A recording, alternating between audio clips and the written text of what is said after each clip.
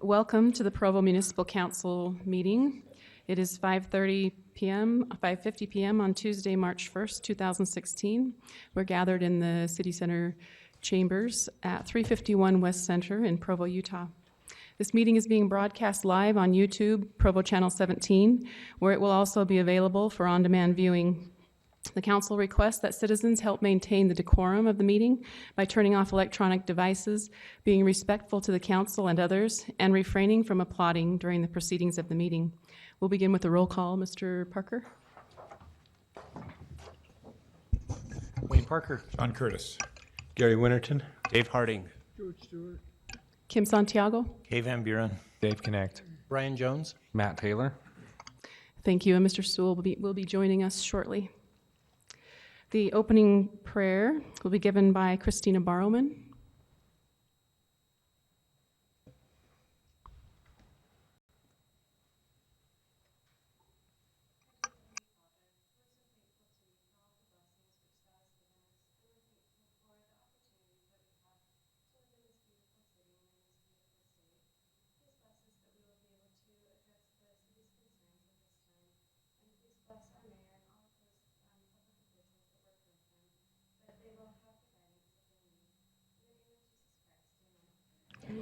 Thank you. The posting of the colors will be performed by Utah Army National Guard, 141st Military Intelligence Battalion. And then the Pledge of Allegiance will be provided by Porter Vike.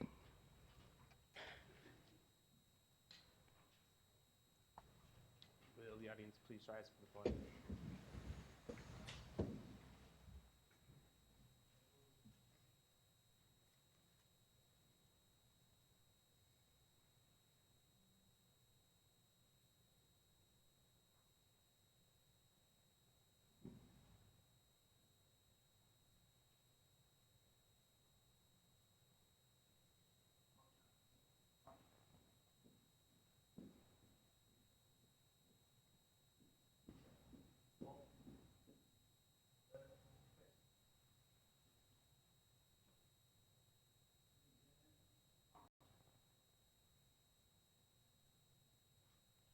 Please join me in the pledge. I pledge allegiance to the flag of the United States of America and to the republic for which it stands, one nation, under God, indivisible, with liberty and justice for all.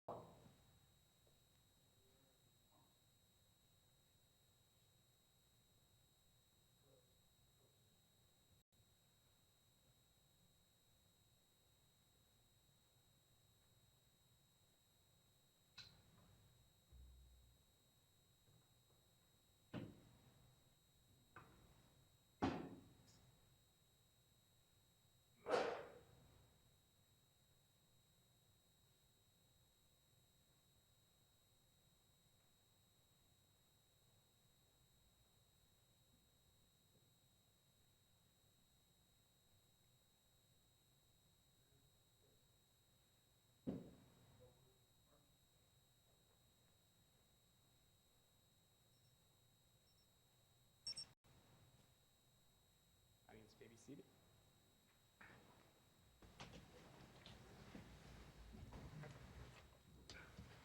Thank you. The Neighborhood Spotlight this evening will be given by Mary Miller of the Spring Creek neighborhood. She's the chair of the Spring Creek neighborhood.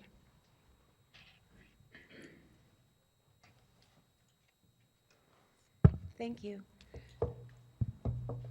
Spring Creek neighborhood is indeed a unique bunch. We extend from on State Street from 600, we extend from State Street on the east to the railroad tracks on the west, and from 600 south on the north to the southern city limits. We get to claim the absolute largest number of permanent residents anywhere in the city of Provo, owing mostly to the city cemetery, which we also claim as part of our neighborhood. Because our neighborhood it's just a remarkable place. There in the Provo City Cemetery is also a very beautiful permanent Veterans Memorial, which was one of the reasons we invited the National Guard to come tonight and present the colors. In recent years, the cemetery has expanded to the west, more space, which will surely soon take up even more occupancy. In addition to the various businesses along the west side of South State Street, on the south end of the south neighborhood of Spring Creek neighborhood, we claim the largest tract of undeveloped land in the Provo city limits, the city-owned Mountain Vista Business Park. Our neighborhood also has a very unique mix of housing types. We have single-family detached, single-family attached, twin homes, townhomes, duplexes, apartments, mobile homes, and condominiums. That doesn't even include the 2 storage units complexes that we now host, and a third that is due to begin construction in April. It's a bit higher tech. We have wonderful things to look forward to. First and foremost, our new park.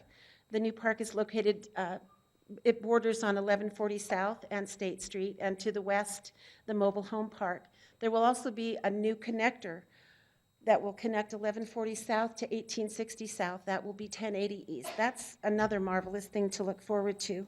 We have development, as I said, happening on South State with the addition of the new storage units.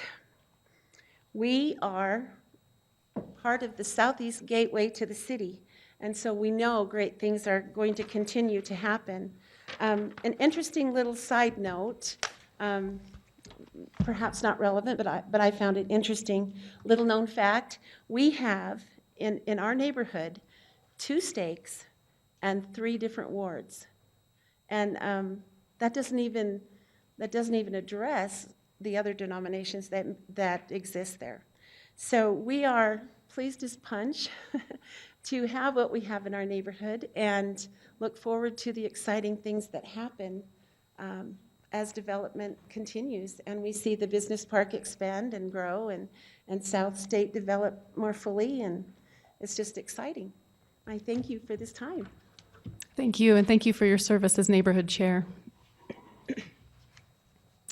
If everyone's had an opportunity to look at the minutes, I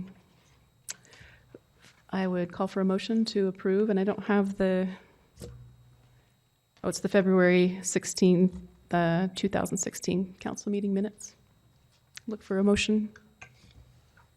Mr. Sewell? I move to approve the minutes. Thank you. Is there a second? Thank you. Mr. Harding? All in favor? The voting is unanimous in the affirmative. Thank you. We will now have a presentation on our proclamation on radon awareness from the Utah County Health Department, and this will be presented by Mayor John Curtis. Thank you, council members. I'm flanked by 2 guests who in a moment will introduce them a little bit more. And I might say that they have a gift for each one of you that they will explain. And you may not believe me, but this actually has the potential to be the most valuable gift that you receive, not only this week, this year, but perhaps in your lifetime. It's a very, very important gift that they're going to give to you. Have I set expectations too high? Yes, I think so. Okay. So we wanted to come before you tonight and our residents and highlight an issue, a health issue that's out there that many of our residents are not aware of, and that's radon. And I'm involved in this personally because a little over a year ago, I forget exactly how long ago, we had a neighbor who prompted us to have our home tested for radon, and we tested it. And the allowable, the amount that's tolerable is about a 4 on the scale.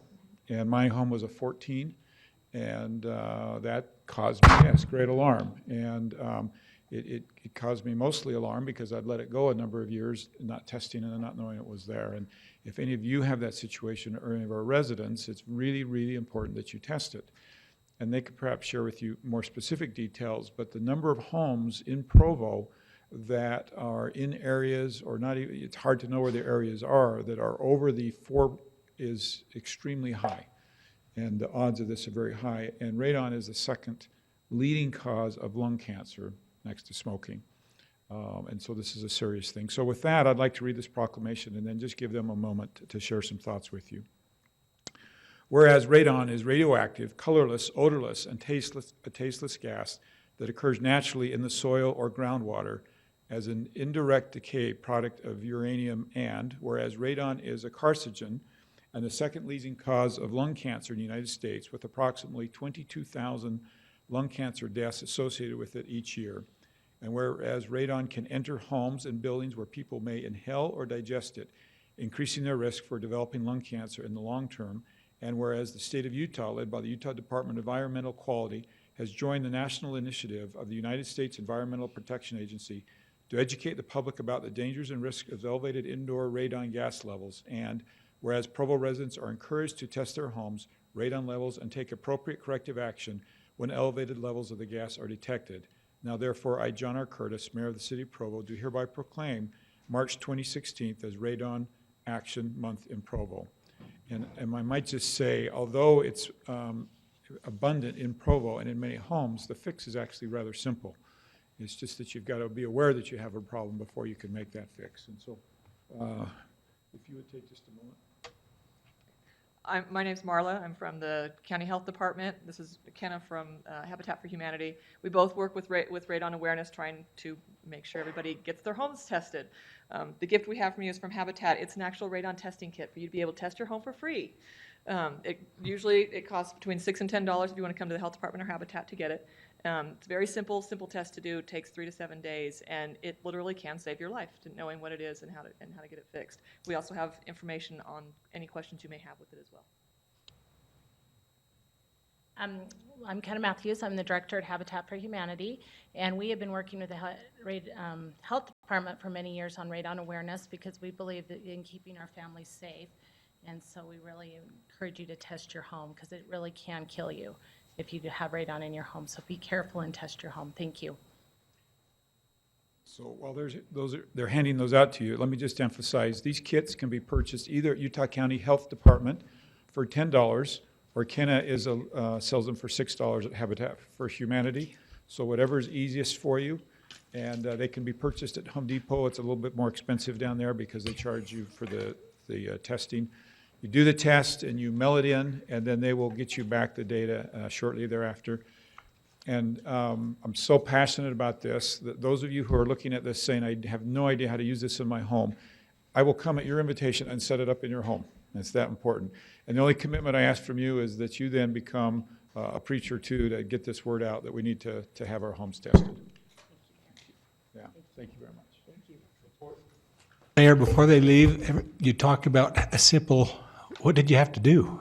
If it's simple to fix, I appreciate just a quick. Yeah, so what you need to do is the radon gases build up in your home, and they come from underneath in the ground. And so they go in, they actually bored a hole in my foundation of my home and dug down and took some of the soil out and then put a vent from that goes up the side of my home with a little fan that pulls the air out from underneath my home and out. And it's not, it's cost about, what's the range? About 1,200? 12 to 14, 1,500. yeah. So it is expensive, but it can be fixed. And of course, compared to the health risk that you're taking by not fixing it, it's just something that needs to be done. What's your new level? Well, my new level, so interestingly, they put me on the spot. They called a press conference at my home where they retested this without us knowing exactly what it was going to be. And I think it came out at 2? Yeah. 2, of course. 2 is the new rating with the system installed in the house. And if you put it in your house while you're building it, it's a lot less expensive. So Habitat actually does radon resistant construction on all of our houses. It's really kind of unfortunate that that this isn't something that's just an automatically, because when you're building a home, it's very inexpensive to put in versus the $1,200 or $1,400 later on. And if you find that your home is high, that blue sheet of paper is a list of all the certified mitigators in the state that you can contact for getting a quote for getting it done. And they've gone through additional training to make sure it's done correctly. Thank you. Thank you. I have a neighbor down the street who whose wife passed away from cancer, and they found he found high levels of radon in their home afterwards, and he actually has 3 vents and may end up putting in one more to get rid of the the radon in the home. They ran a news story on it too, so I appreciate the awareness of this issue and this health issue. So thank you.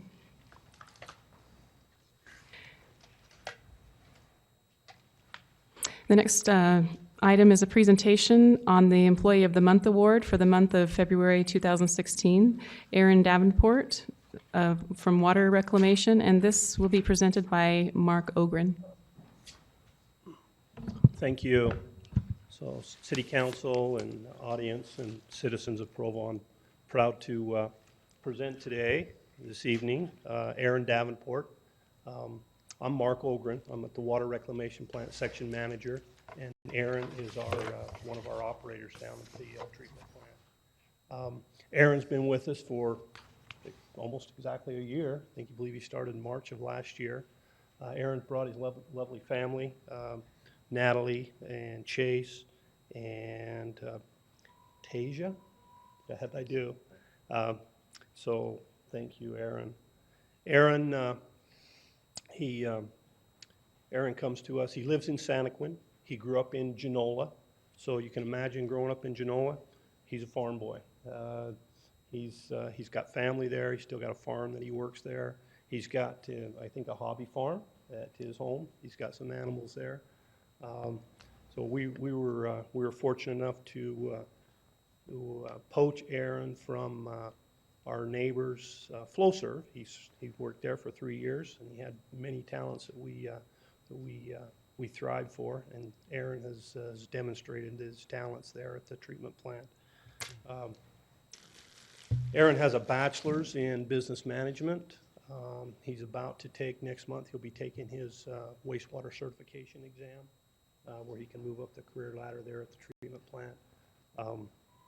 He's a general contractor, has a general contractor's license, so you can imagine how versatile and handy and the skills and abilities that Aaron does have. And he's demonstrated those in the short time that he's been with us at the treatment plant. We're excited to let him just kind of run with his abilities.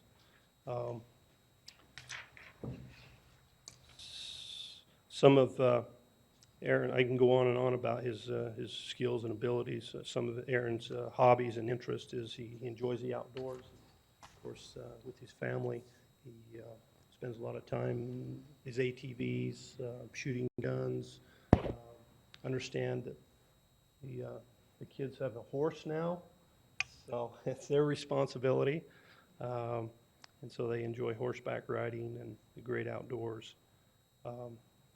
With that, we'd like to present Aaron with his plaque, and I read that the Provo City Employees Association, in conjunction with the Provo City Administration and Municipal Council, congratulates Aaron Davenport for being selected Employee of the Month for the month of February 2016, in recognition of dedicated service in the City of Provo for his complimentary skills in working with fellow employees, supervisors, and the public.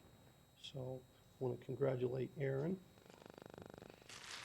And if we could possibly get the council to come down, we could get some photos with the council and Aaron and the family. I believe those flowers are for you. Here you go.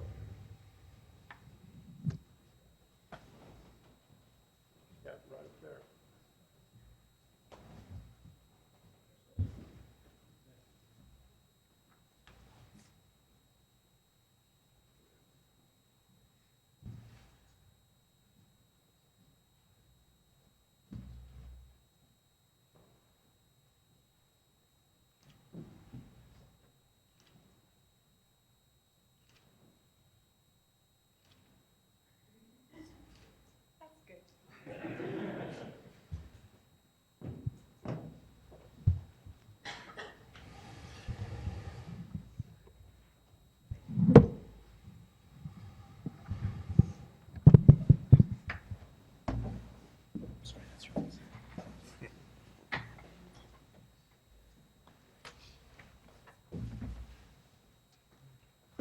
Congratulations, Mr. Davenport.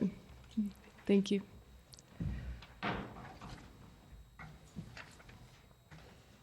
The public comment segment of this meeting is an opportunity for any person in attendance to comment on matters that do not appear as a public hearing on the agenda items not scheduled for public hearing. Oh, I'm sorry, these are the items that are not scheduled for public hearing. Item number 4, number 5, number 6, and number 8.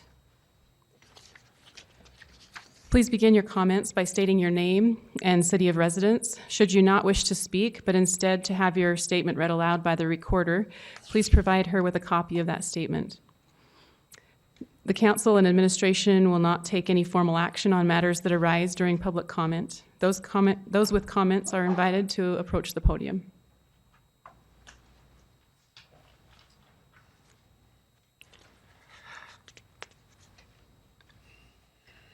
Seeing none, we'll just mention that items number 3 and number 7 will be items that we'll take public hearing on.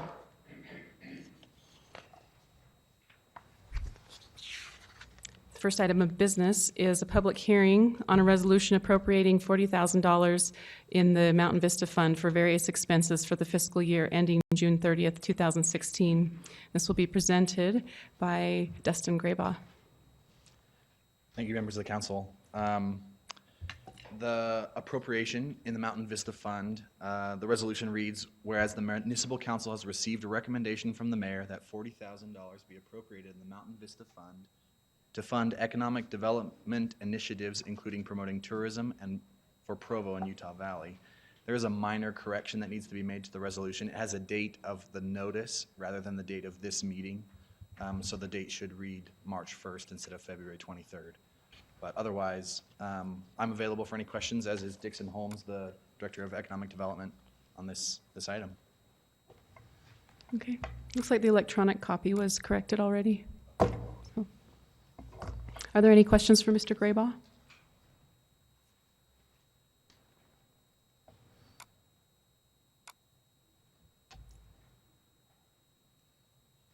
Okay.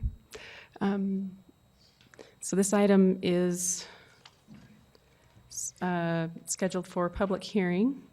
So those of you who would wish to speak on this item, please approach the podium and list your name and residence.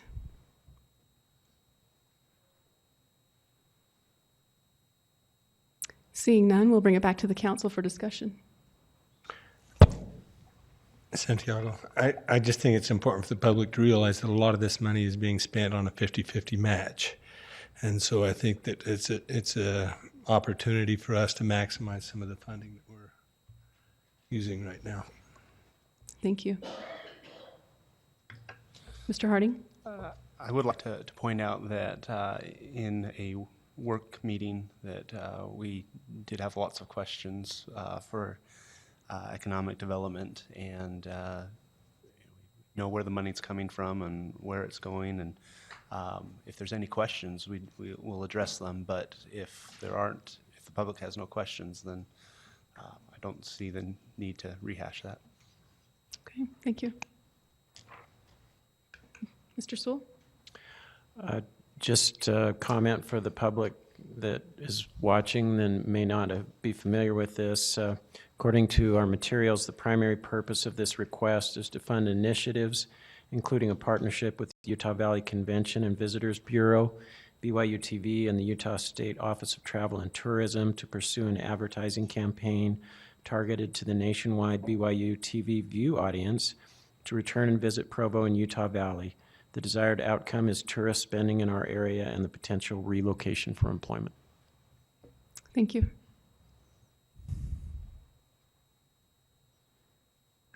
If there are no other comments or questions for Mr. Graybaugh, I would entertain a motion. Mr. Sewell? I move to approve. Thank you. Is there a second? Mr. Connect? Thank you. Discussion? Okay. All in favor? Thank you. The voting is unanimous in the affirmative. The next item is an ordinance amending the Consolidated Fee Schedule with regard to sanitation fees charged at the Compost Yard. This item will be presented by Jimmy McKnight.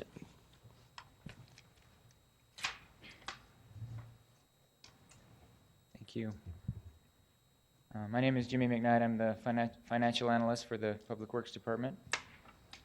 A few weeks ago, we gave a presentation to the City Council on the status of the composting program, which for years has been run by the South Utah Valley Solid Waste District, of which Provo is a part.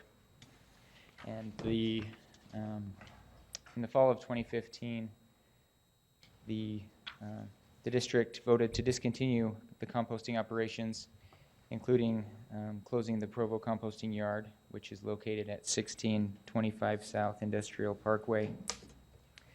And as part of this, our participation with the district for years, we've had this compost yard in Provo for the citizens to drop off compost. And so as we looked at alternatives for the city to continue with the curbside pickup that is a part of our sanitation program and available to all the residents, we looked at several alternatives to maintain the composting program, and we've come before you today to seek approval for the creation of some new fees in order to maintain this program. Some of the assumptions that we've made in order to maintain this, thank you, are that we will continue the curbside program as we have been doing for years, and that we'll also open up the compost yard on Fridays and Saturdays in order for citizens to drop off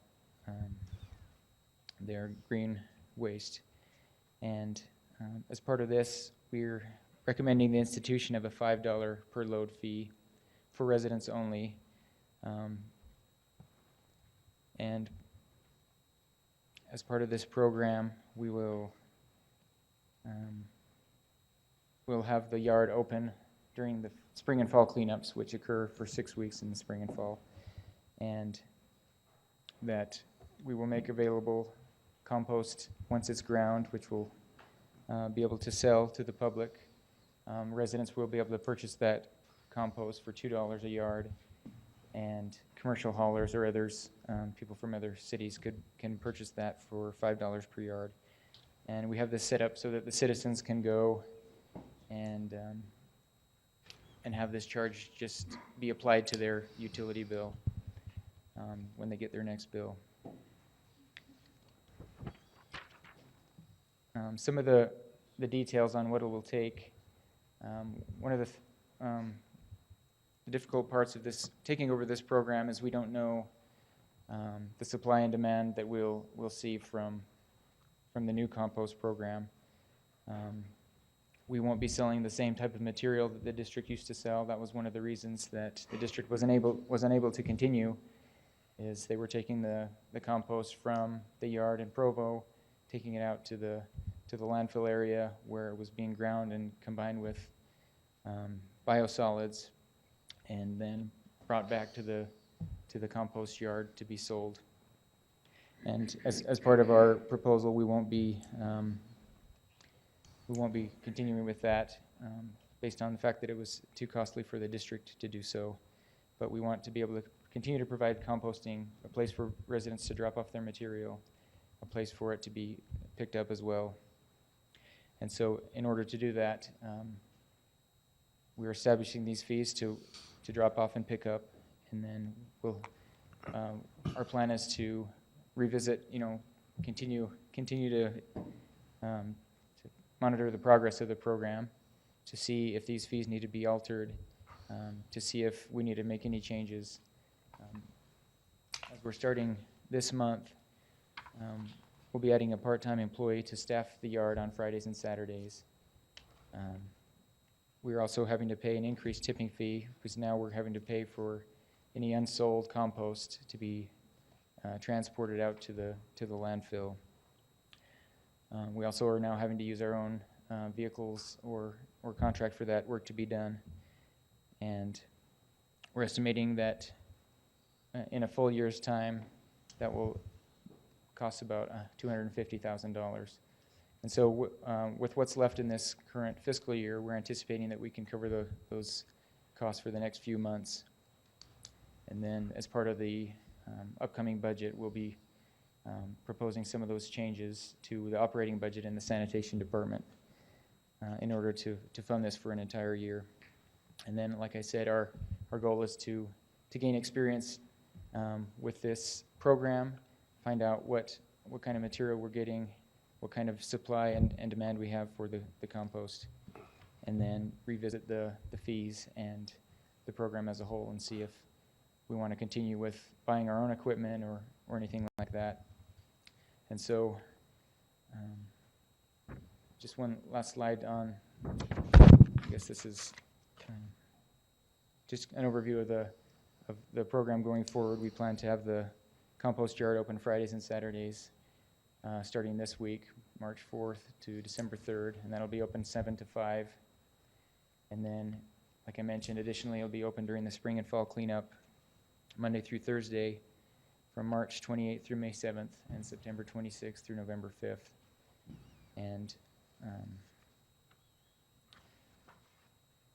the main action we're seeking from the council tonight is approval to institute the 3 fees.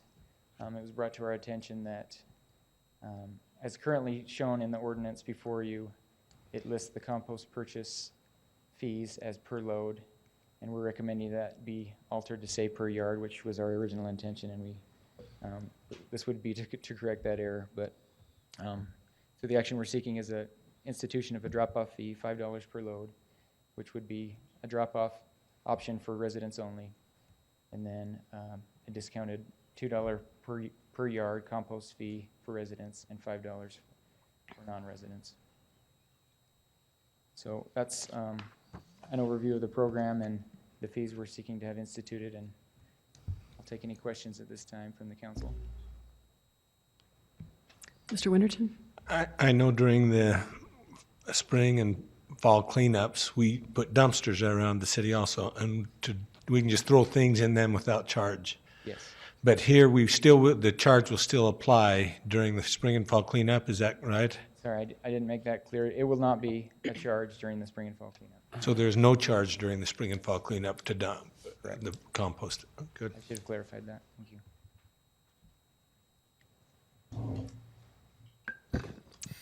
Mr. Van Buren? I'm assuming the green can charge remains the same? That hasn't adjusted or anything? Yes, and like I said, we're trying to figure out what the demand's going to be like. We'll be taking all the green waste in ourselves rather than the district taking it, and then with that combined with what we get from Dropped off. everyone else, we'll see what the program results in. Mr. Harding?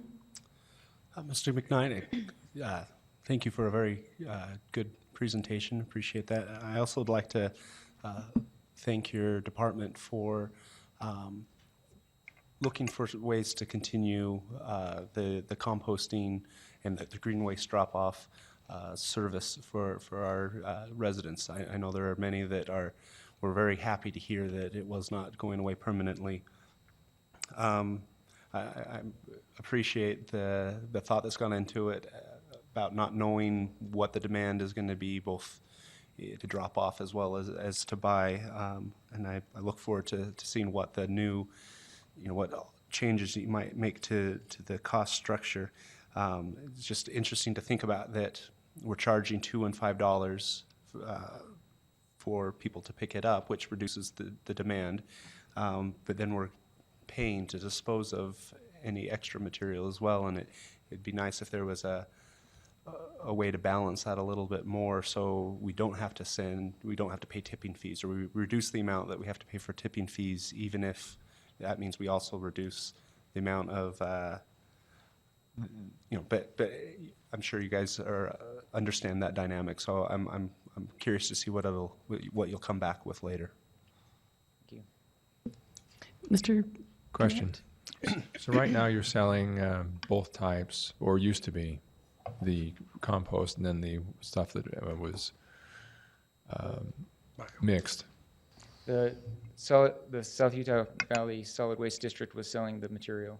Right. And they sold, I think, 4 different types, which ranged from $10 to $25 per yard. So the lowest price was 10, and we're going to be selling the same stuff for 2 per yard? Minus the solids. Yeah, well, Well, Turbine? the $10 version it's will be 10 to selling 10. for $2. Oh, that's okay. what I wanted to get at. Oh,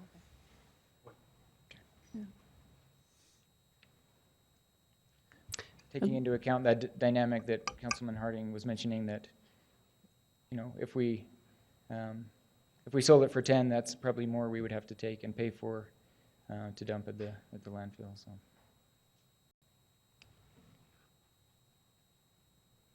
Are there other questions for Mr. McKnight? All right, thank you. We'll bring it back to the council for discussion. Or a motion? So moved. Move to approve. Do we accept? I'm sorry, Ms. Santiago, before George has made a motion to approve, I think. And, but I just had, how are we going to advertise this? Because this is a change. Will this be out in the mayor's letter? Are we, I'm sorry I didn't ask that earlier, but I think we need to let the public know that we have changed. Yes, there have been 2 posts on the mayor's blog already. One, I think, this week. That's right. And then on the district website as well, where residents might have gone before to look for the composting options, they have the letter from the mayor that's in the blog on their website as well. So anyone that goes to the district looking for material now knows that they can come to our yard and get it from Provo City. Thank you. So we have a motion to approve the ordinance as written. Is there a second? Mr. Van Buren, thank you. Any discussion? Those in favor?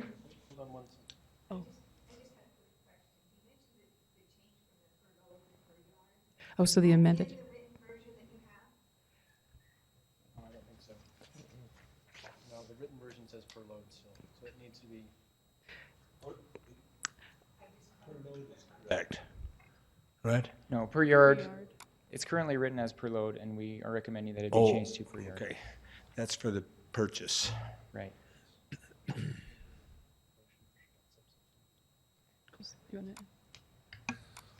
I'll make a substitute motion to approve the ordinance change with the edits that the per load be changed to per yard in respect to the purchases of the compost mulch. I'll second that. Thank you. So it's a motion by Mr. Harding and a second by Mr. Stewart. That was a substitute motion. So all in favor? The voting is unanimous in the affirmative.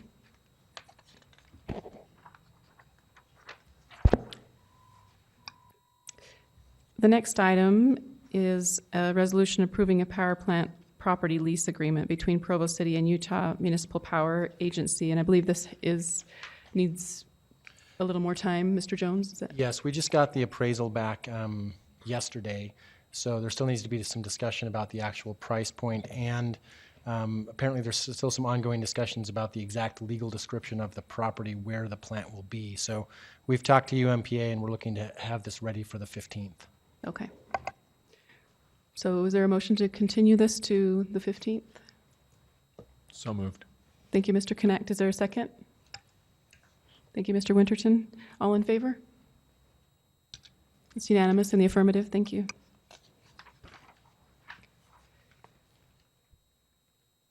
I call for a motion to recess as the Municipal Council and reconvene as the Redevelopment Agency of Provo.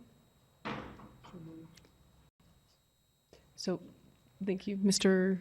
Stewart. And is there a second? Thank you, Mr. Winterton. All in favor? Thank you. A resolution authorizing the chief executive officer, a resolution authorizing the chief executive officer of the redevelopment agency of Provo City Corporation to execute a real estate purchase agreement between the redevelopment agency of Provo City Corporation and PEG Development LLC and the State of Utah for the purpose of redeveloping property generally located within the area bound by 300 west and 300 north south and east to 100 west and 100 north. This will be presented by David Walter, Redevelopment Director. David? Mr. Chair, excuse me, Mr. Chair and members of the agency board, good evening. The item before you tonight is a resolution authorizing the transfer of property between the redevelopment agency, the state of Utah, and the redevelopment agency and PEG Development LLC. For some time now, staff has been working with both of these entities to effectuate the development of a new courthouse for Utah County to be located in downtown Provo, along with a new hotel and some possible other redevelopment. To that end, there have been several blocks of property that have been involved in this issue. Block 86, which is currently owned mostly by PEG Development, as well as, and the corner piece is owned by the redevelopment. I do have one. So PEG Development owns the bulk of this property, and the redevelopment agency owns this property. The state of Utah owns all of this property. At the state's request, we have been working with both entities to develop transfer agreements that would swap PEG's holdings here for the state's holdings here, and as well as our piece here. In exchange, the state would develop a brand new courthouse along with a two-story parking deck. And they've agreed to make that parking deck available to the convention center on nights and weekends. PEG, in exchange, will develop a hotel site here to facilitate larger venues at the convention center. And then there would be parking associated right here that would help serve the hotel and the courts, as long as while the courts are under construction for the new courthouse. In order to make PEG whole for the 2.97 acres that they are giving up here, we are proposing to transfer a portion of the RC Willie block to PEG and work with them to come up with a development that would enhance the neighborhood and use the entire block. The agency would retain the parking area right here. It's currently slated to be surface parking. We are working with the school district and other affected taxing entities to put in a new community development area that would cover this area here, that would allow the agency the funds to build structured parking in this area. That I should note that while the courts are still operating out of this building, they will be paying the agency a small rent payment to provide parking for their patrons. This building will remain. It's expected to be backfilled by Mountain Land Applied Technology College, and they would also be participants on any structured parking arrangement that would go here. That concludes staff's presentation. I'm available for any questions. I should point out that we do have a representative of PEG Development here if you have any questions for them as well. Any questions from the council? Any questions, council? Thank you, David. Thank you. Looking for council discussion. Mr. Chair, can I make one comment as the council begins their discussion? I'm going to have Bryce put up a copy of the ordinance. We received this yesterday, and we made some slight tweaks to it, which it looks like didn't get republished into the ones that you have in front of you. They're entirely stylistic. There were a bunch of extra spaces that were taken out and a few commas that were added. Nothing substantive, but the one on the screen is the one that has all the corrections in it. Okay. If there's no discussion, further discussion, I'm looking for a motion. If I could have a point of discussion, I want to thank both our RDA as well as PEG Development and the state. I think this is a great step forward for our downtown. It just adds to our momentum, and I'm excited that we are moving in the direction that many of us have been working on for a long time. So it is exciting. I understand the amount of property that's being transferred to PEG is to keep the acreage the same. It does include the old right-of-way of 300 North. it'll be interesting to see what comes forward and as far as proposals for development there. But I just wanted to go on the record with my hope that if it makes sense that 300 North can be opened up as a street again at some time in the future, and would hope that we can work to make that happen if that makes sense as far as the rest of the development of the area. Chairman Santiago? And that was one of the questions I had. The city owns the property to the north, is that correct? The parking lot to the north? Yes, ma'am. The city does own the Smith's parking lot. So if we found that a road was needed, then we could Yes. create a road there on city property. Is that a possibility, I guess? That, in many of the conceptual plans that have been shown, this has been reopened as a public road as opposed to now just being in essence an entry to the parking lot for Smith's. We fully anticipate that any development that would take place on this block would be another partnership with PEG, and that we would combine forces to have a larger piece of property available for development as opposed to two individual parcels. So we anticipate reopening 300 North at this point. Okay. And I would just like to apologize for the author of the resolution, but in his defense, he is digitally impaired, so. I'd like to second David Harding's comments on the redevelopment agency, what you've done with this, working with economic development. This is a great move forward. And in addition to many other things you're working on, so thank you so much. Thank you. It's been a fun project to work on. Yes, Mr. Parker. Mr. Chairman, I might just mention, I just forwarded to Bryce Mumford's email a rendering of the courthouse, if anybody would like to take a look at that. I don't think we've showed that to the council yet, but if Bryce has a second and sometime before the end of the meeting, we can maybe flash that up on the screen and let you have a look. It's a pretty impressive structure. I think it's something you'll be really proud of. Bryce, could we do that now?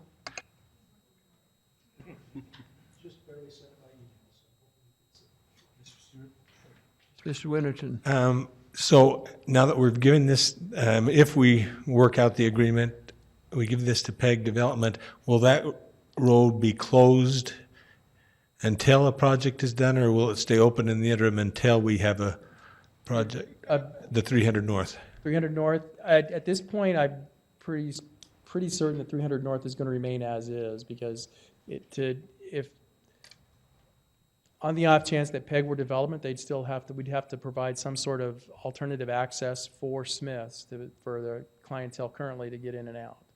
So any development that would occur on this block, I think, would anticipate that being, remaining the way it is right now and then reopening once the development's completed. Any further questions or comments? Bryce?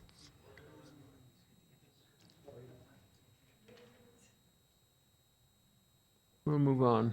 If we can get that later, that'd be fine. I'm looking for a motion to approve. Yes. I move to approve the resolution as written. Mr. And Sewell? Can I just clarify that means the one that we put up on the screen rather than the one in the public materials? Meaning the one that's on the screen rather than in the public materials. Thank you. Ms. Santiago, Ms. Santiago, second. All in favor? 7-0. Looking for a motion to adjourn as a redevelopment agency.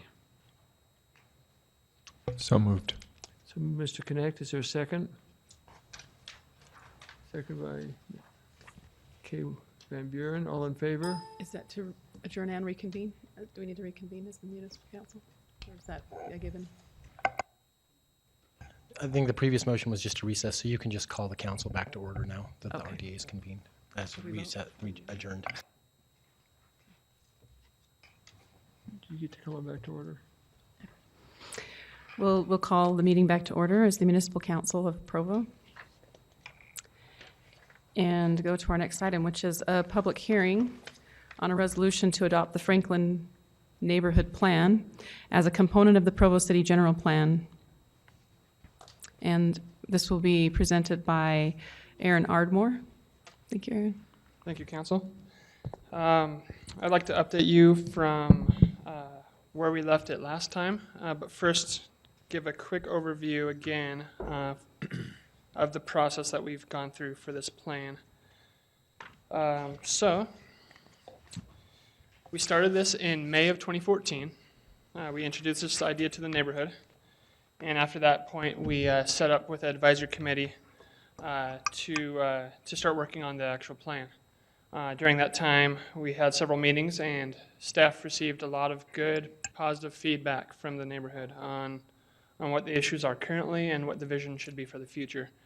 So I appreciate all the work that was done with the neighborhood residents and the neighborhood chairs. We began to formulate the plan and took it to Planning Commission. Planning Commission saw it 3 times. The first 2 times it was continued, so staff could try to incite more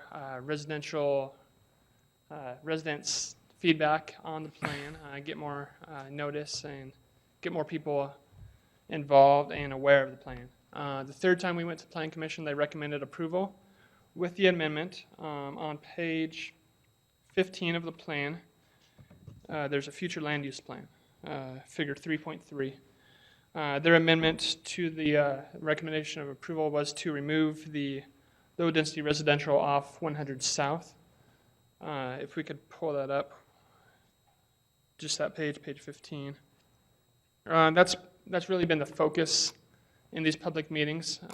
Through the whole plan, that one page has primarily been the focus of concern.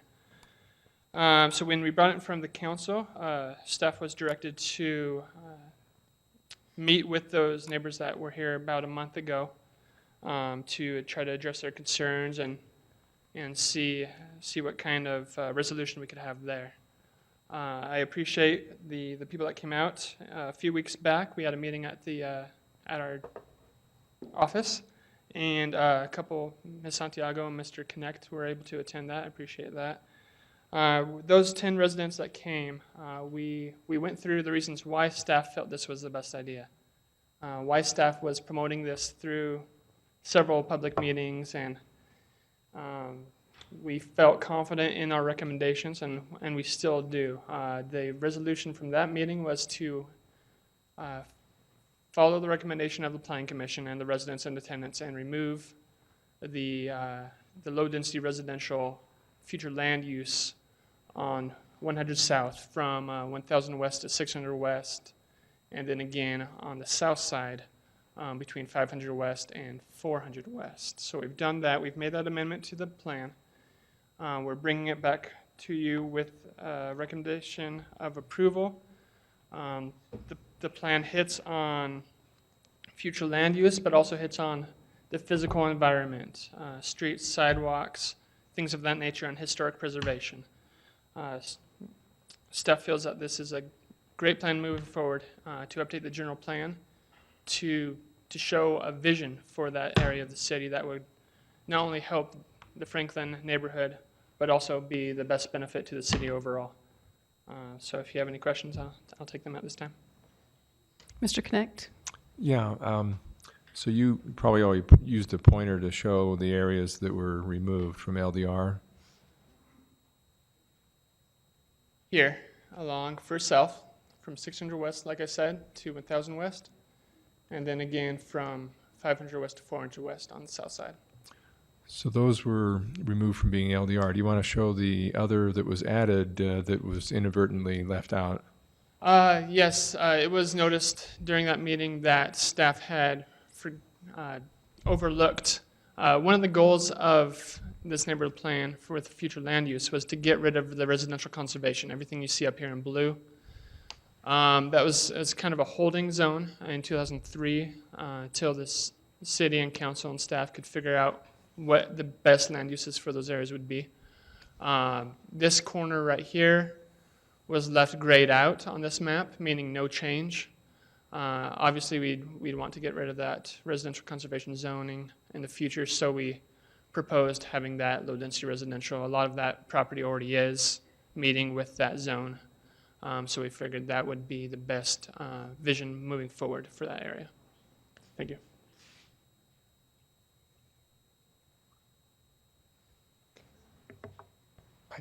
I have one other thing. Oh, go ahead, Someone else first if there's any other comments. Mr. Harding. So with that area that was removed east of 500 West, Right, here. with it being gray, does that not indicate that we're recommending that it stay RC, residential conservation? For now, in this plan, that's what we're recommending. The downtown plan has that as low-density residential still in that plan. Okay. In this plan, we're leaving it as is for now. I think Okay, that was so that will be the one part of the entire neighborhood that is recommended to remain residential correct. Yeah, conservation. the few properties there, we don't see changing. A couple of them are historic properties that we wouldn't want to change. So we didn't see a lot of benefit into putting a vision for some other type of land use there. Okay. But as opposed to moving it to single-family detached, are Right. I mean, one of those buildings is currently commercial. okay. So there wasn't, unless you go property by property, and that's kind of Right. more detailed than we're getting in this plan. So why was it included in the downtown plan? In the downtown plan and originally in this one, the idea was First South becoming more of a complete street. So redoing the street itself inside of the right-of-way to provide more public space on the north side, redeveloping the city blocks here to be more of an entertainment district, complementing that across the street with some additional housing, some higher density residential products. Right, but it's the will of the neighborhood to have that to stay as is, but in the downtown plan, it has it listed as LDR. Correct. So if a developer comes and they're looking at the downtown plan and they say to the city council, this is zoned LDR, this is what you want here, but according to this neighborhood, that's not what they want there. So it's just conflicting plans. Is that something you plan to change in the downtown plan? Well, with these being visionary, I think we can evaluate development proposals as they come in on their merits. And as long as it meets the guidelines of the general plan, staff can make a recommendation one way or the other. I don't think the conflict between these two maps binds us in any way. Doesn't bind us, it just creates confusion in the future, I think. Yeah, I have a concern about that. I don't know if now's the time to address it or wait until later, but I have a concern about that. Go ahead. If you want Comment. Oh, Mr. Connect, sorry. So these are recommending documents. It's not like we have an ordinance or a law that is conflicting with another one. It can potentially add confusion, but hopefully the language is always more important than the pictures. So I don't know if it's appropriate, though, to note somewhere, like in the downtown master plan, that there are some conflicts and discrepancies. That way, if somebody just only consults one plan, doesn't happen to consult both, they may not notice. Staff can definitely look at the downtown plan again, see if there's anything that needs to be amended in there. Or just, say you need to also, refer them to the neighborhood plans because the neighborhood plans are kind of the bottom end of the whole discussion. It's down to as close to the grassroots as we can get, whereas perhaps the downtown plan was a little bit higher level. I'm not sure if you describe it that way. And I always mention that because the neighbors were not involved, per se, in what was done with the downtown. At least some of these neighbors didn't feel like they were involved. So one other thing we're doing the southeast neighborhood plans at the same, we're working on that. Yeah, staff is currently working on that. Right. And if you go to page 23 on that document, which you probably don't have access to. But that's where we have the maps like this showing future land designations. And off to the side in a little box, it gives the number of acres that will be eventually rezoned or redeveloped, and then it actually projects how many homes or units will likely be built. And I found that very helpful as you go forward and you wonder what the neighborhood's going to look like in the future and what kind of balance it'll have and what it'll do to the demographics. And I kind of did that, you know, driving around this neighborhood to see what would happen if we did remove homes and put it in higher density. And we have pie charts that show the existing balance in the neighborhood between single family, attached and detached, which is right now 50%, about 688, and then you've got 688 units on the other side that are higher density units. And when we get done building what's likely to happen here with these LDR designations, that will change the pie chart and the balance of the neighborhood. And it'd be nice to see that. Here we are projecting on this map what it's going to look like, but we need to project what the neighborhood's going to become demographically and perhaps owner occupancy. If we can project any of those things, the balance that we're creating by making these changes.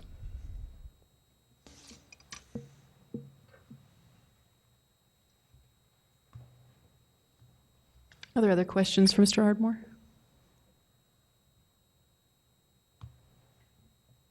Okay, thank you. We'll now invite the neighborhood chair, Catherine Allen, to speak.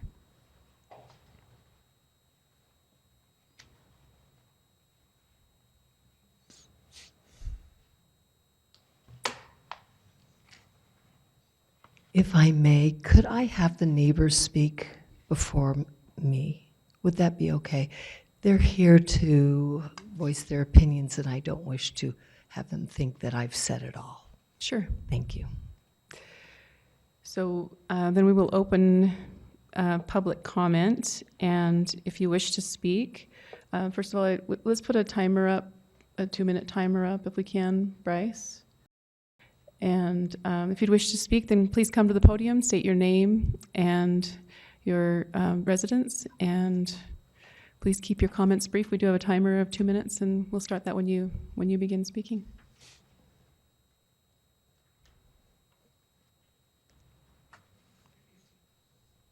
I'm Martha Windsor. I'm the vice chair in the Franklin neighborhood.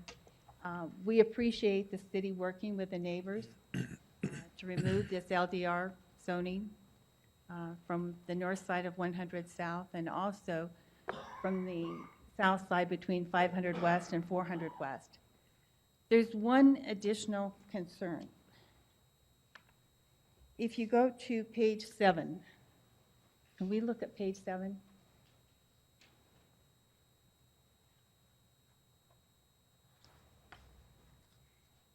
Page 7 right there, you see in the top left-hand corner those 2 pink blocks. Mm-hmm.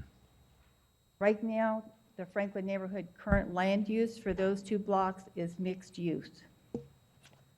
So you'll note that right there. And if you go back to page 15, where we were just a moment ago, if you look at the top figure on the right there, figure 3.2, the current zoning in that area is freeway commercial. We find that a problem in our neighborhood. We would like to return those 2 strips of land, those 2 plots, back to mixed use from freeway commercial. And the landowners would like to speak concerning that. And before this plan is finalized. The first landowner would be Christine Carter.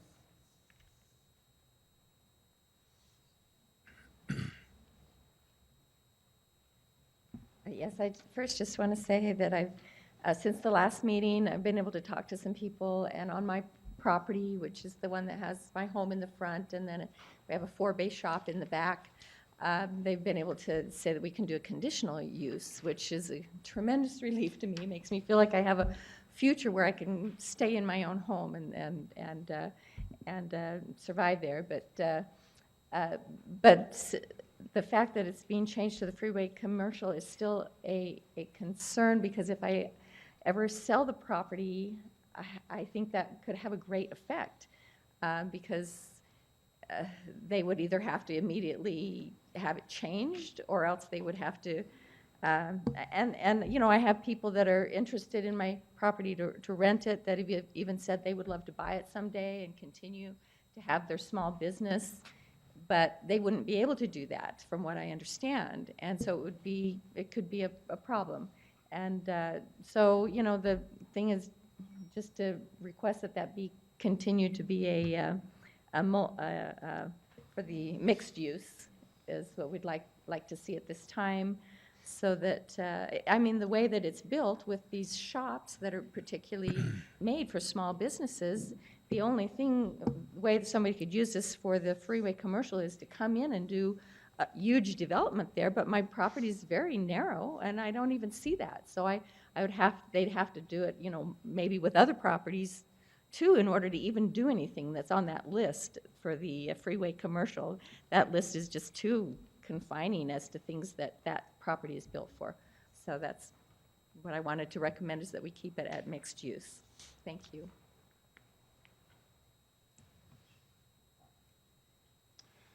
My name is Brian Patch. I'm a resident of Provo, and we own the property that is right next to Christine Carter's. And I agree, we have owned that property just for about 1.5 years, and it was in some unkempt condition when we acquired it. And I have a business partner. We have a history of upgrading properties and improving properties. We've already had discussions with Christine Carter about perhaps combining our two properties so that access is better and so that both properties can be cleaned up and improved. And as for our future, the mixed use would be much better for us as well. We back up right up to the condos or the apartments that are there. And so I don't see that would be any kind of a reduction in the value of the zoning for freeway commercial elsewhere.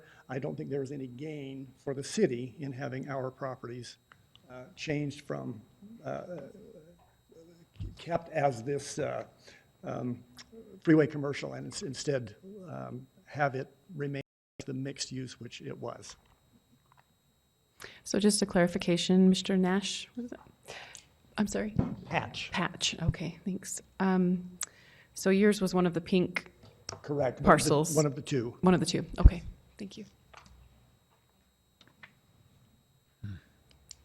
Thank you for listening to Mrs. Carter and to Mr. Patch. Are there additional steps that need to be taken to request this mixed-use zoning, or is that something that you can make a decision on tonight?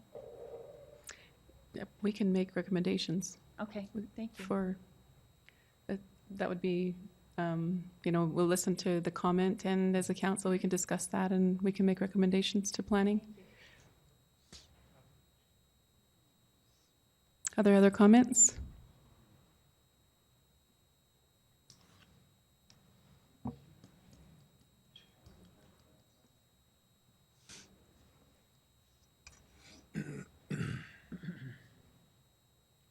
Thank you very much. I appreciate your time and in listening to the neighbors. It looks like everybody has a fairly happy countenance, and we appreciate, of course, the staff that worked with us and listened to us. And also, if you would take those considerations amongst yourself, that would be excellent for our neighborhood. I think that we are in a position to move forward with our neighborhood plan, and I would like to see perhaps some of the pie charts that Mr. Connect suggested, having the staff do, so that we have a good, clear connection, good, clear picture of what things can actually look like in our neighborhood. I think several of you have had an opportunity to speak with Mr. Parker from the neighborhood, And I think that will probably be another discussion for another day.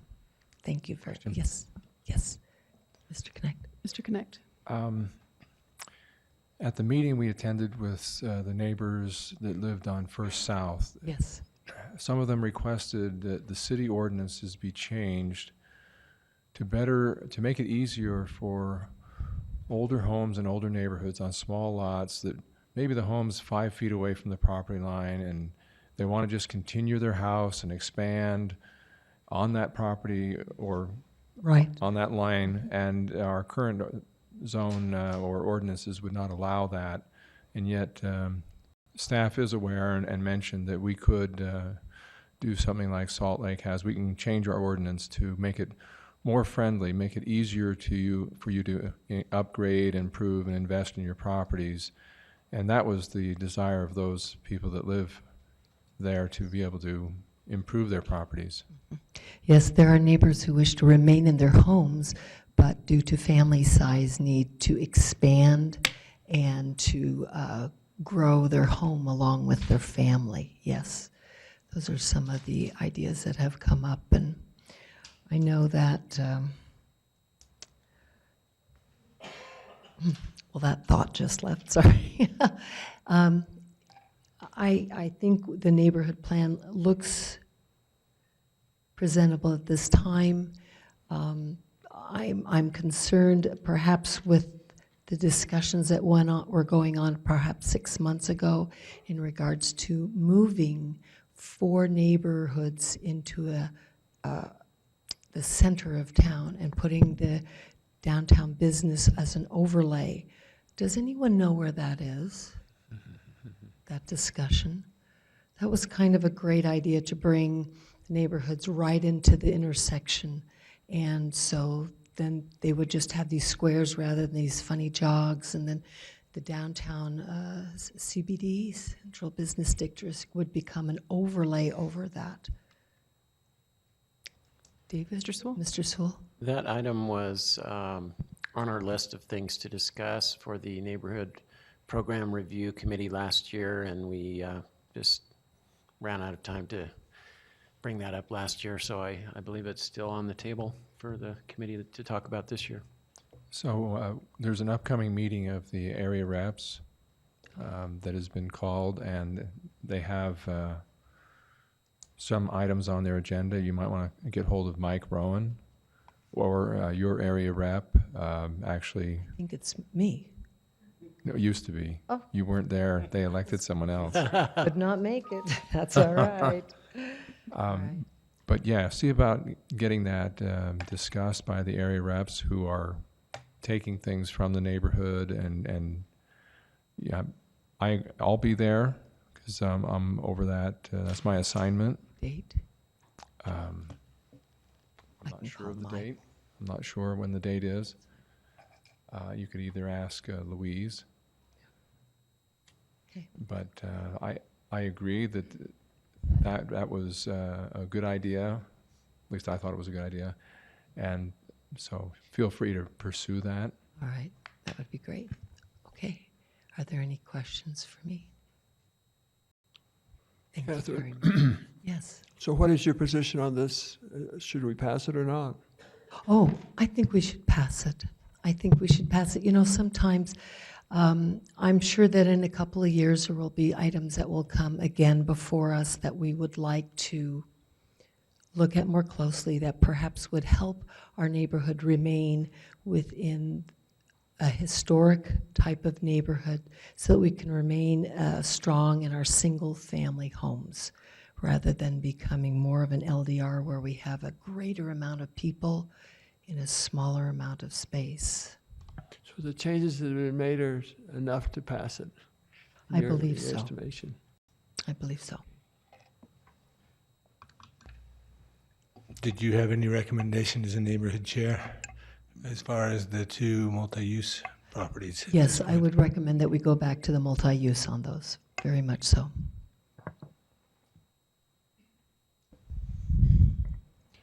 Any other questions? I just have a question for Bill Pepperoni. Okay. Thank you, Ms. Allen. Thank you. So it's the Public hearing closed now. So, Bill, couple of questions. Right now, with a conditional use, they can use their property as they want to, or what's the status? As a conditional use, as non-conforming use, is that what you mean? Oh, is it non-conforming? On those parcels you were just referring to? Yes, Yeah. those are not, that's a non-conforming situation, so they can continue to use it, So it's grandfathered? yes. I see. And do we know the logic as to what was rezoned freeway commercial in the first place? Because when that area was zoned Freeway 1, Freeway Commercial 2, and the Gateway West Zone, in order to make those parcels usable to future commercial users, it seemed to make sense to have those go into the Freeway Commercial Zone. If the council would like to take those out of the Freeway Commercial Zone, we don't have any problem with that or opposition to that, but I think there may be some misunderstanding in the room that all that you would be doing is changing a future land use map. Somebody would still have to initiate a zone change if they wanted to take that out of the Freeway Commercial Zone.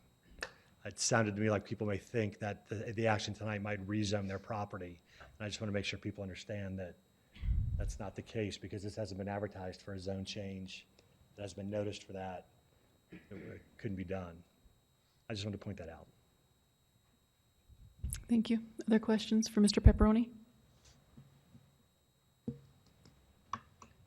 Mr. Winterton? Do you have any concerns? You said you don't have any concerns if they leave it in a multi-use, and the other, as a community development, you don't see any detriment to the city, I guess. No, because I think if somebody wants that Freeway Commercial property that's there, and these other parcels are attractive to them to add into that zone, they would Then they approach come them to about zone. buying it, they would ask us to change the zone, and we would say, sure. And as far as the use goes going forward, they could still sell that property as a non-conforming use, and it would roll over, and they could sell it to whoever else wanted to use it in the same use, if I understand a non-conforming use. Right. One more question. Mr. Connect? So it used to be the neighborhood chairs could apply for zone changes or text amendments without a fee. That's still the case. Still the case. Yes, sir. So if Catherine wanted to help these people out and apply for that zone change, it would go through process. Yes.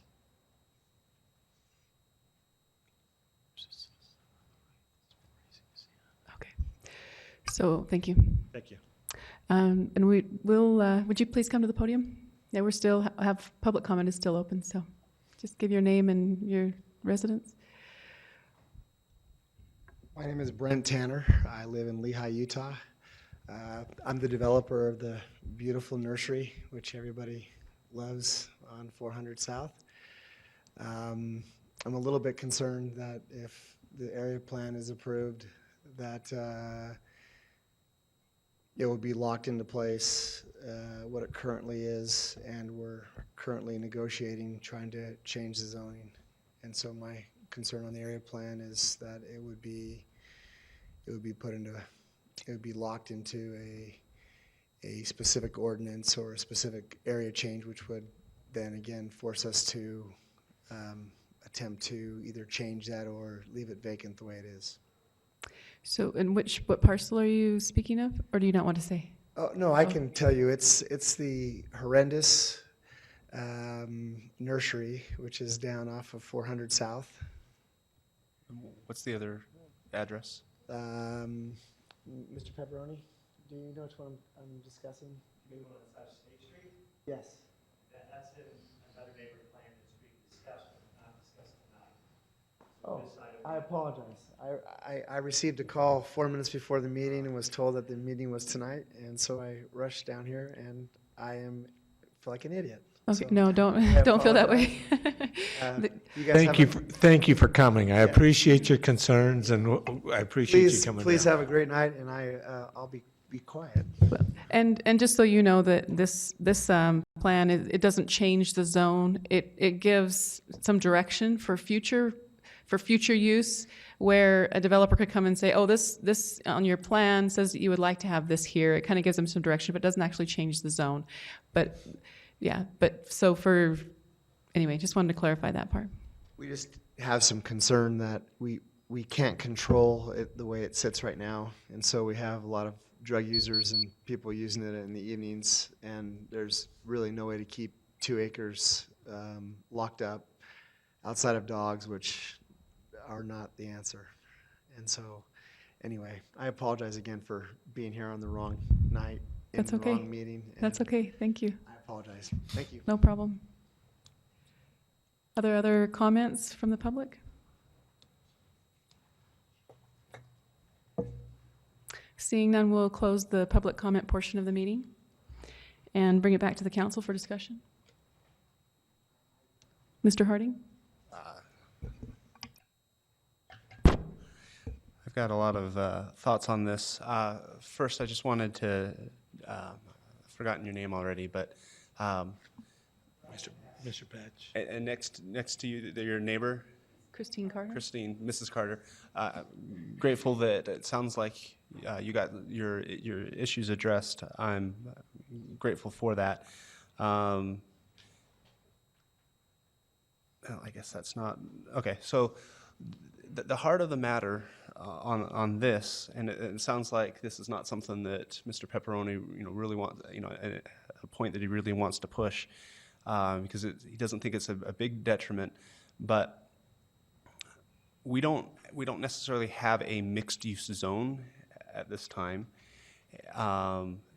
Right now, you've got non-conforming use, which gives you the use of that, and that can transfer with the sale, which was the comment that was, the clarification that was made.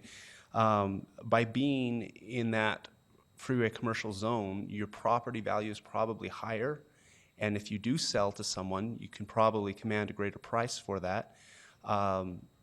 It's a use. It's a use that we would like to see in the future, and his point was sure, change it back to, I'm not even sure what we would change it to, because you've got more industrial use, not even just regular commercial use there, but maybe it's commercial, but you've got both commercial and residential on the same properties. It's mixed use right now, I think she said. The use is mixed use, but the zoning isn't. We don't have a mixed use zone. So it's kind of problematic several different ways. I don't see any necessary disadvantages to you two personally to have it this way. We can change it to something, then change it back, which is what will likely happen at some future point in time. The best use is going to be that freeway commercial, which is why it was there. So it doesn't hurt necessarily, other than we're yet again creating a vision document that doesn't actually contain our vision in it. We're saying, hey, developers, we want you to look to these documents and be guided by these documents, but oh, you know what? This is yet another example of something that we put in, and it'll be a recent addition, but that we don't really mean. And so that's my concern on that. And anyway, on that point, but I'm very happy that you have it in place. Your own personal interest may be to keep it freeway commercial, because it's not stopping you from your current use now. Let's go to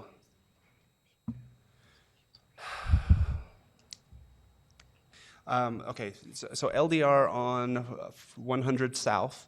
The removal concerns me a bit, kind of back on that same topic of we're creating vision documents that we want to use to communicate to the community, to residents, to developers, to everyone, to the school district, to the regional transportation. We're creating these plans that are being adopted and as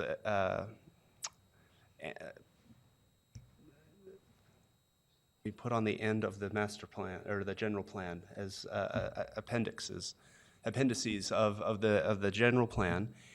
And one that was passed less than a year ago says this should be LDR, and then another says it should be single family detached. And And so I do have concern that that these things are not resolved. So I'm going to disagree with Aaron on that a little bit. I do think that's a problem. I do think we need to be communicating clearly, and having two very recently passed attachments to our general plan not agreeing, I think, is problematic. I was one of the neighbors that was here when that downtown master plan was passed, and there was neighbors who spoke on both sides of that issue, that whether or not we wanted LDR or not, and so it had come before the council previously. I would feel better if we got that resolved, if we knew that either the downtown one would be updated, or I don't like having that conflict there and just leaving it in there. On 500 West, we have areas that are current use, not single-family detached, but is going to be rezoned single-family detached. We talk about the missing middle. We talk about housing options. We talk about providing housing that matches the market demand that we have in Provo, and we say, yeah, this is what we want to do. Yet when we come to specific implementation, now we seem hesitant to actually follow through with that. 500 West, particularly that northern block that's shown in yellow there, that's State Street. And if we're unwilling to put anything higher than single-family detached adjacent to State Street, where in the city are we willing to provide these housing options? If not here, then where? So I struggle with that, and in my heart of hearts, I want our stable neighborhoods with single-family, detached. I think that's long-term residents. Sometimes that's homeowners, owner-occupants, and I think we may be doing ourselves a disservice by not providing housing that accommodates other types of residents, and that forces our basements to be turned into, basically a duplex unit. I think that we may be working against ourselves by not providing these different types of housing. If you have single-family detached on 500 West, what's the likelihood that you're going to have a long-term homeowner living there? Or is it much more likely that single-family detached is going to be a renter? Or a better way to put that, a short-term residents that keep turning over. And so by providing, I biked past some townhomes on 900 East earlier today, and I was thinking, wouldn't that look nice there on 500 West and State Street? And could that provide housing that would allow people to come out of the basements and would allow our single-family detached homes in the core of our neighborhoods to become owner-occupied or long-term residents? So that's another thing that I'm uncomfortable with this plan is are we moving towards where we need to move towards as a family? I spent too long on that. I love the idea of having more flexibility for these older properties that may limit renovations and expansions of homes. This would do so much for my own neighborhood, and I think for the pioneer neighborhoods, to allow some flexibility. So I'm very supportive of any effort to look into that and see what we can do. Kind of back to that last thing, though, if we allow homes to expand right up to the property line, which makes some sense in more urban settings, are we not basically getting to the point where we have single-family attached, where you allow the homes to come right up to the property line? But I really support that. I think that is great. But I guess my main point is these are vision documents that are designed to communicate to our stakeholders, to communicate to our residents so they know what to expect, to communicate to potential developers, for planners, for all of this stuff. And I think we need to be clear in what we're communicating and mean what we say and say what we mean. Mr. Knecht. Just wanted to kind of go back and forth a little bit here. I understand what you're saying, looking at Fifth West, and how it doesn't kind of fit the mold. We are changing significant portions of this neighborhood to LDR, and we will be seeing some new housing built eventually in those places that we are designating as LDR. There's also the intersection at 5th West and 3rd, which all that pink mixed use, where ideally when it redevelops you will have a mix of people living there along with some kind of business.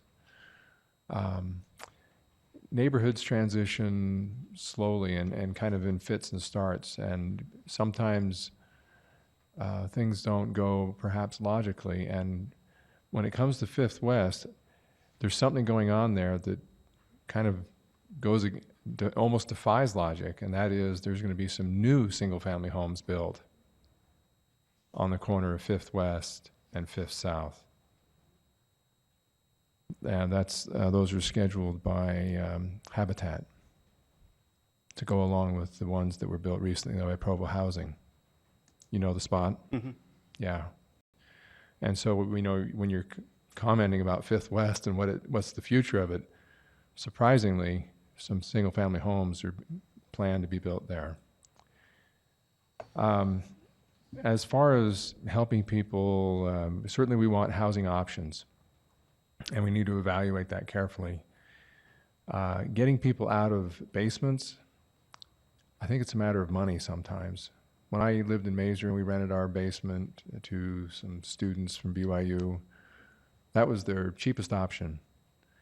And if they could move into something that was new and was nicer for the same money, well, they probably wouldn't be in my basement. So that's one of the factors we have to look at there. And of course, some of the BYU students did do that. They moved into Startup Crossing because it's LIHTC and reduced rent.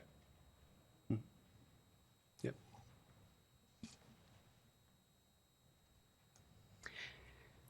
I find it interesting when we talk about Fifth West as, being more mixed use or commercial, or being sort of primed for that, because the one, on the one hand, it makes sense from maybe a planning perspective. On the other hand, what I'm hearing from this neighborhood and what I have heard from this neighborhood since I've been on the council is that we want more home ownership. We want more long-term residents. We have too much transiency. And the school is affected by it, and the neighborhood is affected by it, and we need more anchor families. This is what I'm hearing from the Franklin neighborhood, is more long-term residents, more stability. I'm not hearing we need more businesses. I'm not hearing we need more transient populations. And so I think it makes perfect sense to have two single-family homes on 5th South and 5th West. I mean, because that's what the neighborhood is really asking for from those that I've talked to. That's what they're asking for. And in the plan, Vision 2030 is mentioned in here as one of the goals for this neighborhood, to encourage owner occupancy or long-term residency by creating healthy and balanced neighborhoods for schools, businesses, religious congregations, and community organizations. And I know Mr. Connect has brought that up in our housing meetings. And this is a goal for this neighborhood, is to increase homeowner occupancy, to increase stability, infuse stability into the neighborhood. And I think you do that by having single-family homes that are adequate for families. And there may be other options, as you mentioned before, for helping those homes become better for families and helping infuse this neighborhood with the longer-term residents.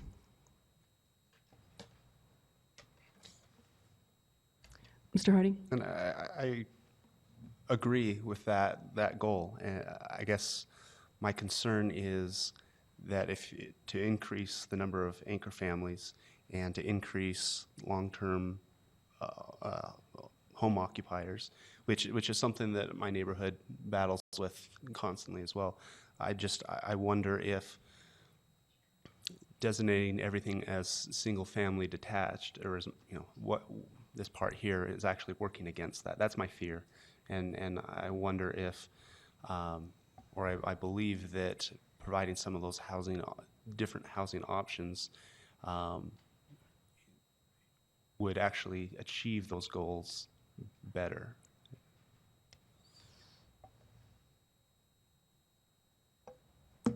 It'll be interesting to see how that current housing that's available in the neighborhood, if those who are maybe living in the basement or those who are using more temporary housing, if they're choosing to buy and stay in the neighborhood, if that's working for long-term stability to have more of that type of housing there, that they're actually trying to stay within the neighborhood to raise their families. If I could respond to that just briefly. So the way that I see that working is, as Mr. Knecht said, people choose to live in basements because that's the least expensive option. We toured a new development that they said that their target are the people living in basements because they can, for the same price, they can live in this nice new above ground apartment building.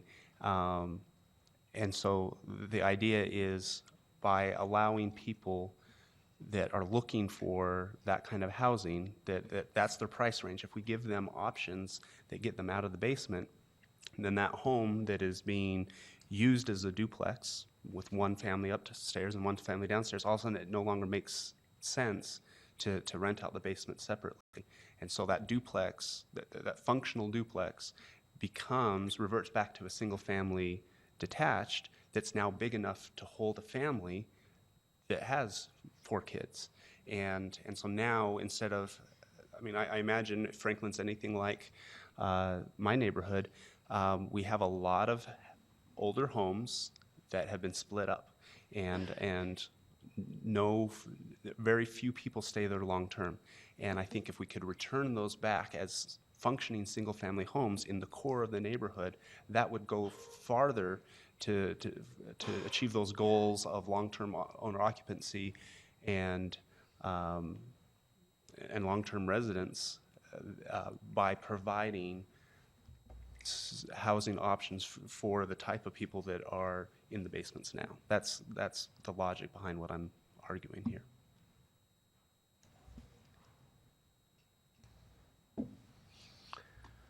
Mr. Winterton? Yes, I've got one question again for Bill and Aaron. Just as we go forward with this on the multi-use situation, I think of Mr. Patch saying he's trying to improve those properties. He can continue to do what he is doing. Are there any hindrances to him improving what he is doing on those properties?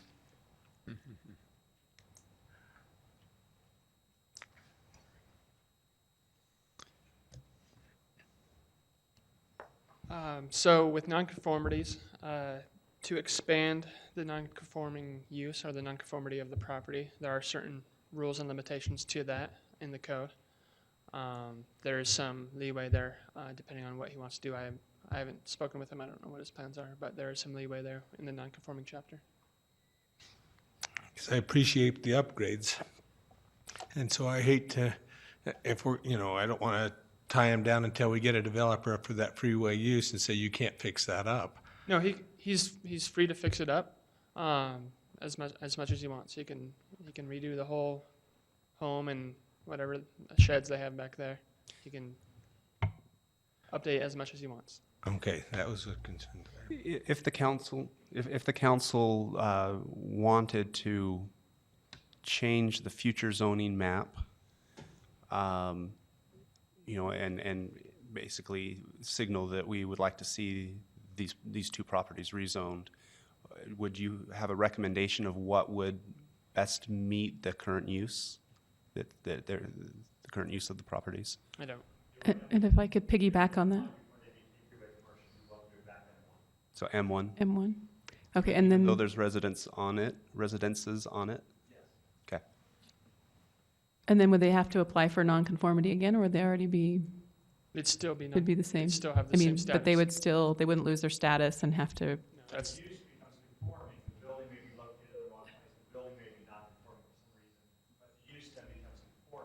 but the home, but the home on the property is not, the residential use would still be grandfathered. It'd still be legally non-conforming. right? So M1, it's a pretty heavy-duty zone. What's going on there that is being grandfathered in particular? I'm not aware. Oh, you're not aware, okay. Because the reason I tried to be specific is if you don't continue whatever use is grandfathered, if you were to discontinue that use for, what is it, 1 year or is it 6 months? Go ahead. If it's been found to be abandoned, then the non-conforming right is lost. So in theory, if they went somewhere, out of town on a mission, whatever, and it was vacant and not used, I'm just wondering if they could lose Not their. necessarily. I'm just wondering if they could lose their non-conforming status. They could. I don't think they have. Right, and I'm glad they haven't. But are there also angles where if you went to resell it, that a bank might look at it and frown on the fact that it's non-conforming? I don't know. I'm not in that field. Okay, those are good questions. So, Dave, you were asking what we could show on the neighborhood plan to kind of facilitate it being rezoned? And the answer was to actually show it as M1.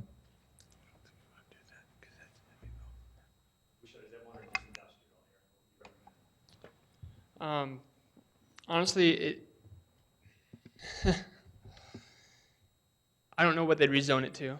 M1, they're still in the same situation for the residential use end of it. That's what they could default back to if they'd choose. But they're pretty much in the same situation. So I'm just wondering, is it really necessary for us to change this? Because if they want to go ahead and work through the neighborhood chair and apply for whatever zone they want, they're free to do that. And I think they understand that we're willing to listen.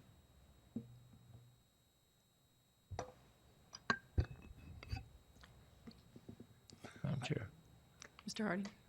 I might argue, though, that if they came forward and said, well, we'd like to move this to M1, I'm going to look at the recently adopted neighborhood plan, and I'm going to say, well, our vision is for this to be freeway commercial. So again, what are we trying to communicate? Are we committed to this vision? Are we going to try to, anyway? Mr. Van Buren? Well, that's kind of, we're having a lot of conversation and dialogue about something that I'm not sure is contained in this resolution to adopt this plan. I mean, the freeway, what's that? Freeway commercial. Freeway commercial, that's already changed. That's already what it is. And they're living in a non-conforming, so adopting this plan, we're not going to unless we ask, well, we can't even do that. We can't ask community development to go back and say, change that back to an M1 before we adopt the plan, I don't think. I think we're going to, the route I think that's been defined a long time ago was, let's adopt the plan, it's freeway commercial. If they want to change the zone, then we'll go back and change the zone. But I don't know that all of this discussion has to do with whether we adopt this plan here tonight. I generally agree that the only question is we could ask that this plan, this figure 3.3, be shown to recommend M1 in that area. So that's the one place where this touches on the plan that's before us. But I agree, it's generally a separate issue.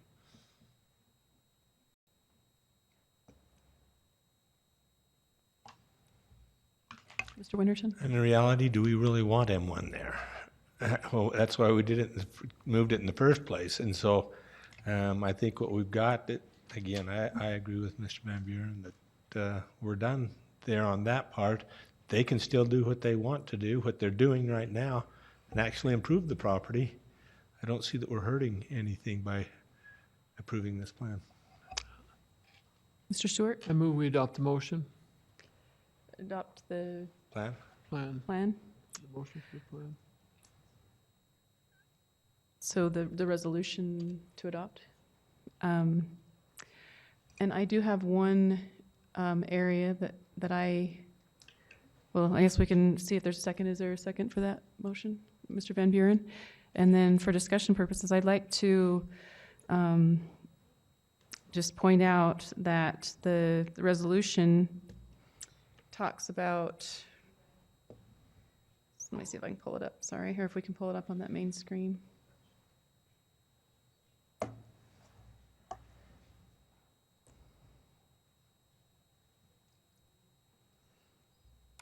It talks about the LDR on between 400 and 500 is not included in our resolution. But that's also a point in question with the Franklin plan and where these plans don't coincide. So if we're going to accept this, it would be my recommendation to make these two plans agree somehow so that they're in concert with one another, that we're not playing one plan to the other, depending on what the developer wants to do, that we send a clear message that this is what we intend for this parcel. I just think that sends a bad message to have conflicting plans. So I would prefer to fix that one part. I agree with that. I find it disconcerting to have two plans that send a different message for that piece. So we could include, if the council were amenable to it, we could include to revisit the downtown plan and take away the LDR zone on that parcel. It's an option. I generally agree that I'd like to see agreement between the two plans, and so if we want to request that be brought up at a later time to look at what's in the best interest of the city, I'd support that. Yeah, I don't think it needs to be part of my motion, though. I think we can go ahead and approve this plan and then bring up the other issue and discuss it. And have community development return with that. I would like it to be a date certain, though. the only thing I'd add to that is I think in making that kind of a motion that we wouldn't really be specifying which way we wanted to see that piece of property go. And I'd be looking for a recommendation from our community development on which of the two plans you think has it right. So. And By discussing it tonight, we just go ahead and pass this, and then that's a separate discussion whether we want to change the other plan. I don't think it needs to be part of this discussion, at least we're going to go on till midnight if we do that. Well, we removed it from this plan because of neighborhood concern. And if we felt like it strongly enough that we should remove it from this plan because of neighborhood concern and the planning staff was amenable to it, then I don't know why we would have to revisit it on the other plan. I would think we could make that motion to change it on the Franklin plan, or on the downtown plan, so that it agrees with this plan. Is there a problem with that, Mr. Jones? I don't think there's a problem, but nobody has made that motion yet. Okay, can I make that substitute motion? Okay. That we accept the Franklin neighborhood plan and at the same time change the designation of that parcel that's zoned to LDR on the downtown plan between 400 West and 500 West. Did you say what you wanted it changed to? Change it to, and the zoning on here is a little hard to, I'm not sure what the LDR zone, it's commercial and it's RC and It's currently zoned RC for that. RC? For the area you're talking So about. that one area that's LDR on the downtown plan is actually RC It's right now, zoned as RC, currently. yep. So I would leave it RC on both plans. Okay.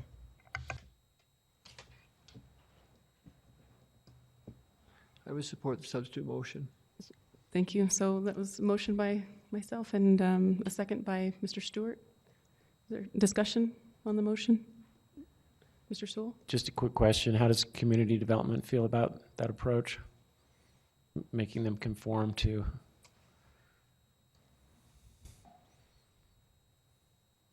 I think it makes the most sense to make the two plans congruent. It sounds like the city council prefers to have the RC zone there rather than LDR. If that's the case, then the two plans should be in lockstep.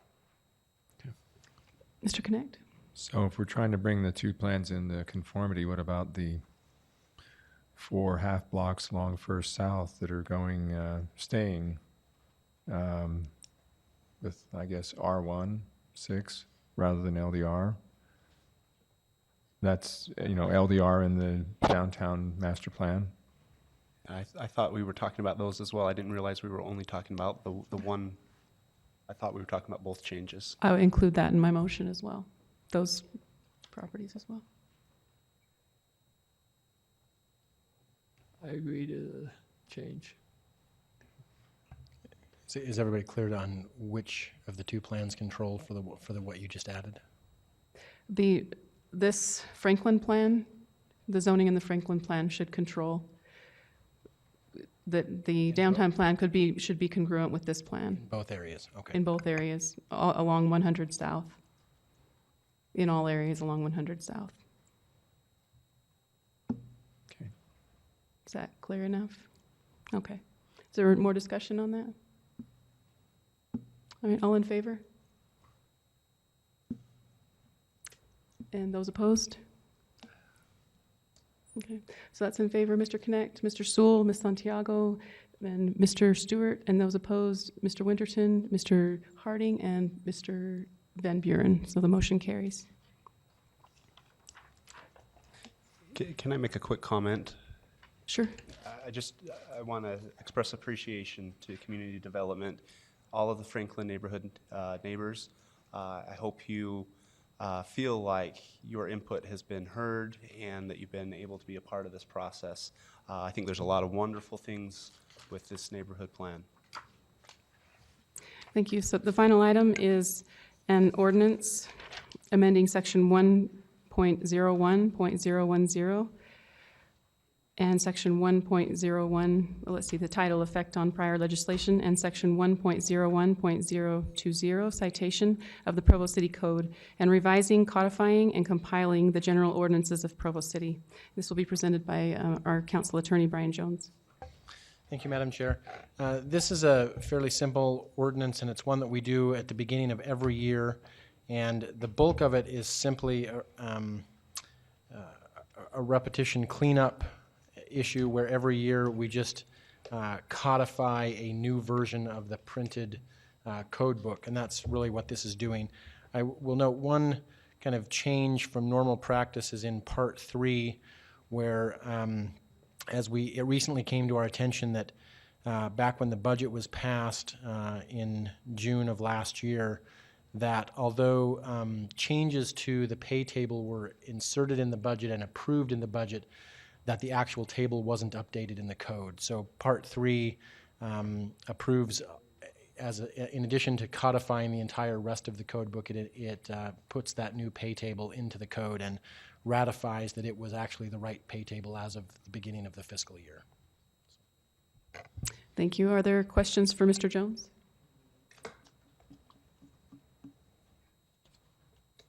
Any comments? I'd look for a motion then.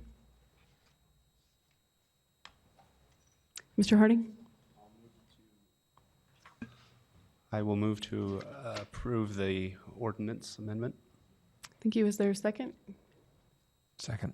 Mr. Connect? All in favor? Thank you. The voting is unanimous in the affirmative. That's the final. As you're adjourning, I think we have the rendering of the courthouse building, so you can just take a look at that as we're getting ready to conclude. Beautiful.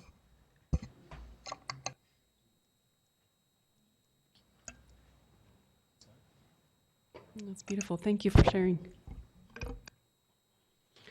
All right, we'll look for a motion to adjourn. We all want to stay here. Mr. Connect, thank you. Second, Mr. Sewell, all in favor? And that's unanimous in the affirmative. Thank you.